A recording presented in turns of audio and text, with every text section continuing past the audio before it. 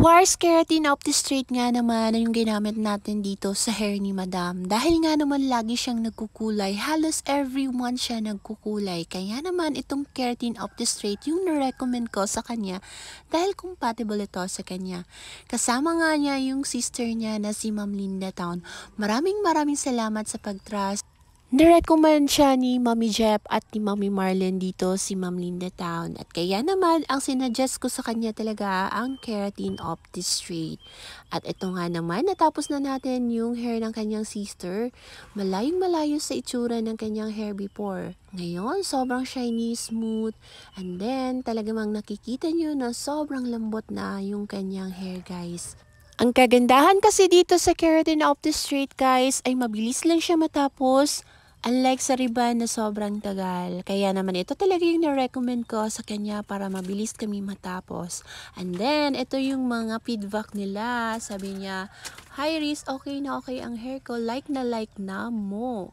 So, wow, pati sa imo sister, grabe man ka frizzy hair mo. A nice gid ang keratin of the street nga gigamit. Yes, Riz, sabi niya.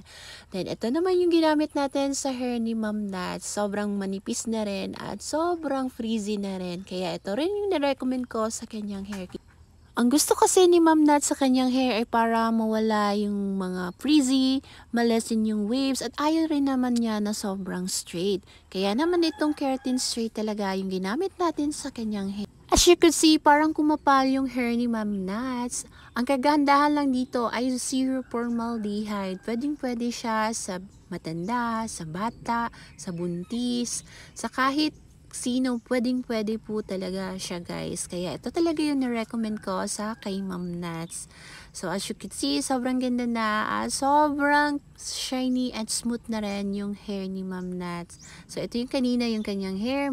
Malayong malayo na sa itsura ng kanyang hair before. Tingnan nyo, ito yung hair niya before, oh. Yan. Sobrang nipis, no? So, yan talaga yung na-recommend ko sa hair ni Ma'am Nats. At, this is it. Ito naman yung kanyang feedback. Sabi niya, "Nami ihapon, mas nami gidje kay kahumok ng buhok ko. Natural lang ang pagka-straight niya." So, salamat sa mga feedback ng Keratin of the Straight. At ayan, ito na nga yung mga clients natin for today's video. So, natapos na natin si Ma'am Nats. So, meron din tayong nire-reband. Yan, ina-applyan na nga ni Jessa. Then yung isa naman ay pinaplansya na ni Tita Gingy. Yes, maraming salamat po sa pagsuporta nyo. God bless you all and see you again on my next vlog.